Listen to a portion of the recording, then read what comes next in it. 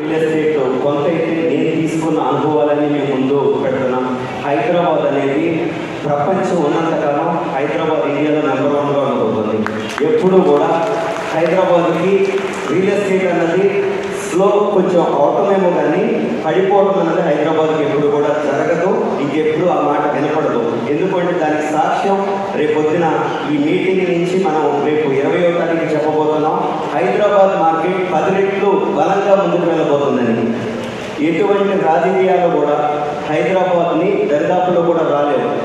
Last 20 సంవత్సరాలు Hyderabad growth ఏంటి, ఇప్పుడు గ్రోత్ ఏంటి? హైదరాబాద్ ప్రపంచంలో, ఇండియాలో కాదు ప్రపంచంలో అత్యుత్తమ నగరాల్లో హైదరాబాద్ ముందుంది.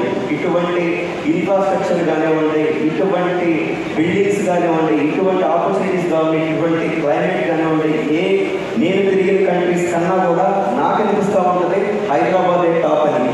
సో హైదరాబాద్ మీరందరూ కూడా నమ్మండి. నేను మీకు మొన్న సెల్లార్ సక్సెస్ మీట్లో చెప్పాను. హైదరాబాద్ మనం నమ్మితే మన హైదరాబాద్ 100 రెట్లు ఎక్కువ నమ్మేస్తుంది. హైదరాబాద్ మనకు 1% ఇస్తే హైదరాబాద్ మనకు 100% ఇస్తుంది.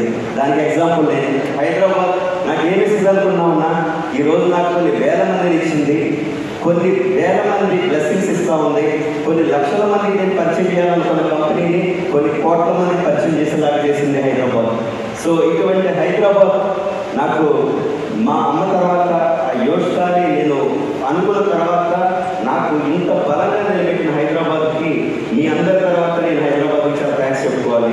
ఎందుకంటే ఒంటరిగా వచ్చి ఈరోజు లక్షల్లో ఒకటిగా నన్ను నిలబెట్టిన హైదరాబాద్కి నేను ఎప్పుడు రుణపడిపోయి ఉంటాను. సో అదేవిధంగా కొత్తగా వచ్చిన మార్కెటింగ్ పర్సన్స్కి హైదరాబాద్ నేను ఎట్లయితే రుణపడిపోతాను ముందని చెప్తా ఉన్నాను. మీరు కూడా వ్యవస్థలు మీరు ఎవరైతే తీసుకొచ్చారో మీరందరూ కూడా వాళ్ళందరూ కూడా మీరు గుర్తుపెట్టుకుని లైఫ్ మీకు ఎట్లా ఉంది, ఇప్పుడు